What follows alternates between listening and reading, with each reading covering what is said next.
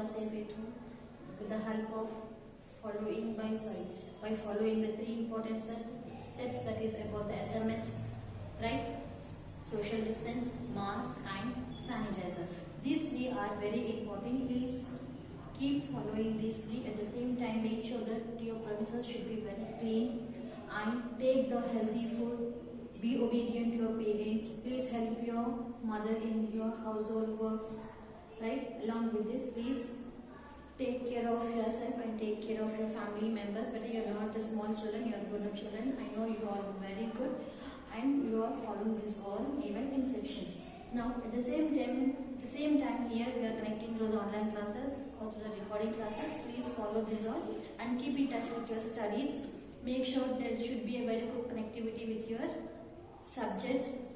And now moving to the class. In the previous class we have discussed about the important movements, about the slow movement and the sudden movements. In the last class we have discussed about the volcanoes.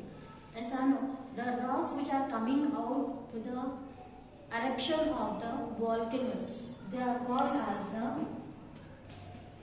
igneous rocks. How the igneous rocks are formed due to the volcanic eruption, right? So here in the page number 18 we have the last paragraph, that is about the some part of the lava may not reach the surface and may cool under the surface and becomes rocks. So here these volcanic eruptions are taking place especially in the mantle stage, in the mantle layer. So what happens? They are unable to reach to the crust level, so on the surface of the earth. Now as due to the temper, due to the force of the, it happens only depending upon the force. Now as they can't able to reach on the crust or on surface of the earth, so what happens when they are erupting, and they will fall or they will deposit only in the mantle stage, and there is a chance of forming the different landforms here in the mantle stage. So these are called intrusive landforms. The landforms which are forming in the mantle layer whenever the volcanic eruptions takes place, those all landforms is known as intrusive. Intrusive means inside the land only. Inside the land. The mantle is the second layer of the earth. Whenever the volcanic eruptions takes place, due to its force, all the smoke particles, ash, everything will come out from the volcano. As if what all the things are coming out, if those things are not able to reach in the crust, and they will be depositing only in the mantle, there is a chance of forming the different landforms. Those landforms are called as the intrusive landforms. So those all landforms are inside the land. So we can't able to see those all landforms. Right, here you see these are called intrusive landforms. They are usually covered with the older rocks and are exposed sometimes due to the erosion of the covering rocks. Here mostly we can't see these all rocks, and they are covered with the very old rocks. Already in the mantle we can see the chain of rocks. Right, beta?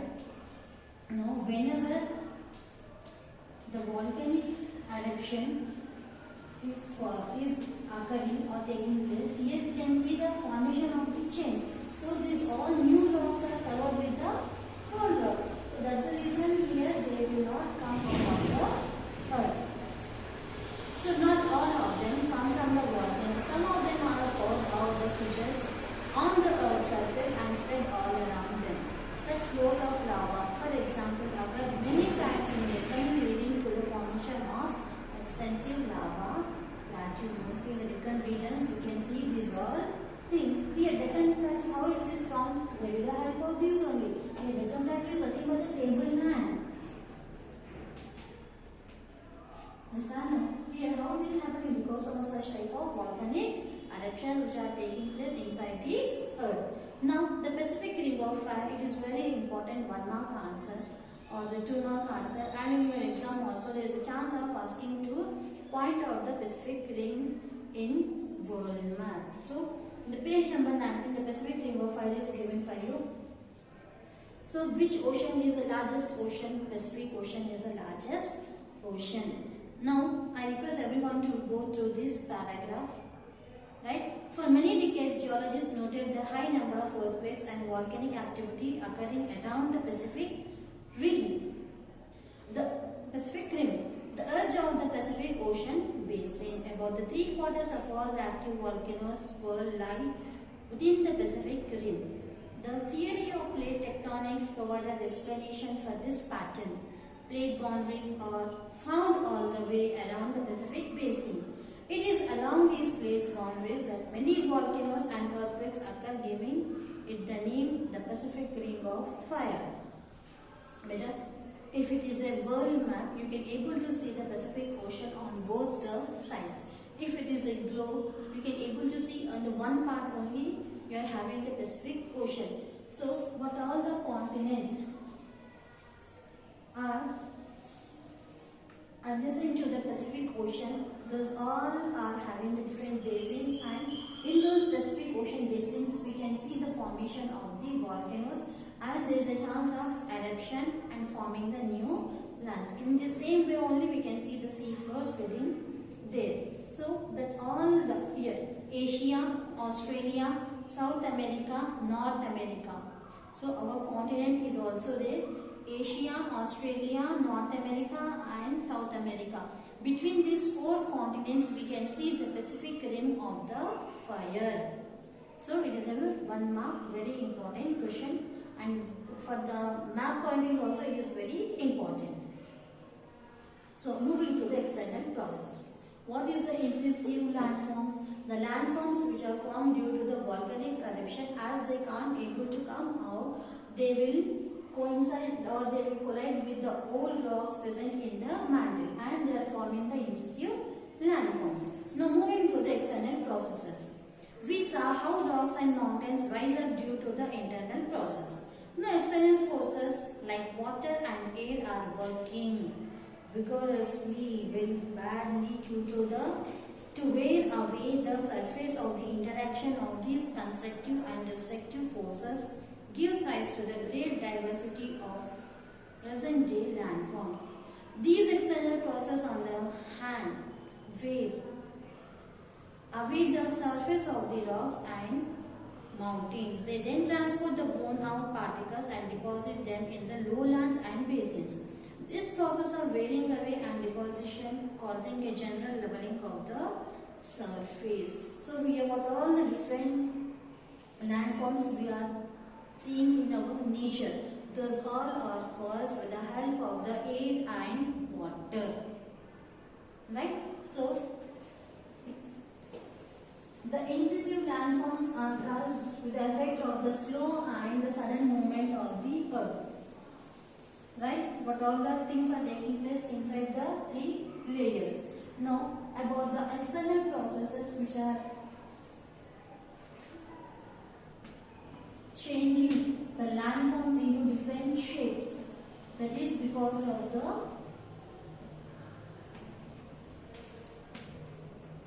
air and water and air. These are the two important things which are changing the different landforms and modifying into different shapes. These all are known as third order landforms. Third order landforms. Now, the shaping of the landforms by wind and water. The shaping of the landforms by the wind and water, air or wind, both are same,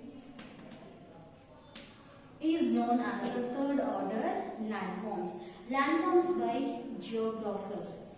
So these landforms include the features like carved mountains, valleys, deltas and sand dunes, etc. Processes like weathering, erosion, transportation and deposition are largely responsible for these landforms. Here we have the four important factors which are helpful, right? Which are helpful for the formation of the different types of third order landforms. Right? Now, page number 20. It is known as the denudation process. Denudation is a continuous process. Denudation means continuous process. Continuously, the air will be moving from the place to place. Air presents everywhere. So, how the air and water are helpful for the change of different rocks into different shapes, we will see. Now, denudation is a continuous process. Please underline this word. The lowlands, what we see today, were once mountains and plateaus. Here we can see the Himalayas, Deccan Plateau, Tibetan Plateau, Chotanagpur Plateau. These all plateaus now we can able to see as they are into different shapes, and even the arc also you can see. If you go to the water areas like the beaches, in the coastal areas, we can see different shapes of the rocks made with the undercarved. Here actually if we see that, we'll think that the sculpture has made that all. But they are not made by any person, but they are made by the nature with the help of the water and the air. So now, how did this happen? Actually, the hard primal rocks are broken into the smaller pieces. Now, in the previous classes, we have discussed about we have studied about the formation of the soil. Now, from the huge rock, when they are coming to the contact with the sun, air, water, and different climatic seasons, they will change into the different fine particles, and finally first they will break into the small rocks, again they will come into the small stone size, then gravel, and finally there is a chance of forming the soil. In the same way, how the different rocks and water bodies and the landforms are changed with the help of the water and the air. That is because of the four factors. About the four factors we are going to do now. That's the first one is weathering. What is the weathering? What is the weather? What is the difference between the weather and climate?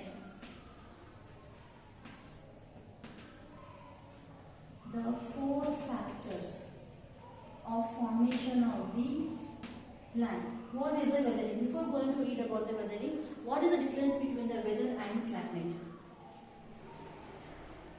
Weather and climate. What is weather? Which will change from the time to time. Now suddenly in the early morning there is a pleasant day. Once if the time passes, you can see very hot. Again in the evening time, again the climate change, there will be a change. Again in the night time it will be very cool. So here the climatic conditions which will change for every minute, from place to place. Might be in our area it is very hot, in some other places it won't be like that. So it is known as a weather, which will change for every second, every time. In the presence of sun also we can see the heavy rain, right? That is also a type of climate. That is also a type of weather. What is the climate? It stays for the long time. Example, seasons. Now every season will take at least 3 to 4 months. So the climatic conditions which will take for the weather conditions or temperature conditions which will take for the long time is known as a climate, and which will take only for the short time. It may change for every second, every time, every day. From morning to evening, it may change into different variations. It is called as a weather. So, what is weathering? We'll see now. Weathering is a process by which the gradual disintegration of the rocks by atmospheric forces or weather forces. This happens. The rocks, when exposed to heat, night and year after in summer and winter seasons. This happens every day during the day and the rocks, when exposed to heat, expand and contract when they cools down. This happens every day during the day and night after year in summer and winter seasons. As surface rocks contracts and expands and contracts again, it gradually becomes brittle and begins to break down. Water and moisture in the air also help this process. Water reacts with the chemicals of the rocks and further weakens the rocks. This process by which the rocks are weakened and broken are called weathering. Look at the large cracked rocks. You will find that colors of the internal core of the rock is different from the outer layer. The color of the outer layer changes due to the process of weathering. You will find it easier to chip small pieces of the rocks from the outer layer than outer layer rather than the form of core of the rock. So, it is a huge rock. A sun, whenever the sunlight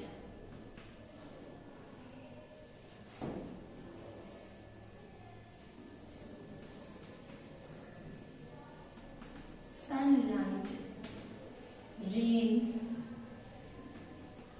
air, right? These are the three important indicators which will change the rocks into different colors. You can see the cracks here. Whenever the sunlight is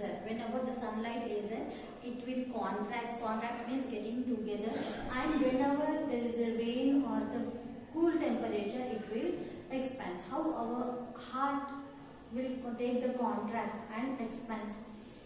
When we are taking the breath, our heart expands. When we are releasing the breath, like this, again our heart will contract. So, how it is happens in the same way, we can observe these things in the rock also. Now, whenever the sunlight, the rain and air, these are the three important indicators. When they are falling on the huge rocks, they will change into different colors. Now here you can see the small granite stones. You can see the white color, brown color, red color, black color on that.